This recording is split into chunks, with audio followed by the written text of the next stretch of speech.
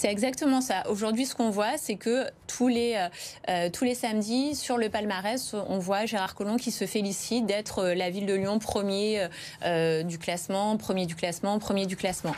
Nous, ce que nous voyons, en fait, c'est qu'il y a des Lyonnaises et des Lyonnais qui sont en difficulté, certains qui n'arrivent pas à vivre décemment, qui n'arrivent pas à vivre correctement. Une autre mesure sur la question de l'eau, ce sera de revenir en régie et donc de permettre aussi aux Lyonnaises et aux Lyonnais, mais aussi aux Grands Lyonnais, de bénéficier des 10 premiers mètres cubes d'eau gratuits, parce que c'est un bien commun. Et donc, ce qui est au cœur de notre programme, c'est vraiment cette volonté de justice sociale et d'égalité pour tous. Donc oui, la critique sur Gérard Collomb, elle est vraie. Ce qu'on voit aujourd'hui, c'est que Lyon est une vitrine, une très belle vitrine où il est agréable de vivre pendant 4 jours en Airbnb sur la presqu'île. Ça veut dire que Gérard Collomb, pour vous, il a perdu en route toutes ses valeurs sociales et ce n'est plus du tout un homme de gauche? Ah, plus du tout, et je crois que la démonstration, elle est faite depuis 2017, depuis le moment où il a aussi choisi de quitter le Parti Socialiste et de rejoindre La République En Marche. C'est quand même le premier fervent d'Emmanuel Macron.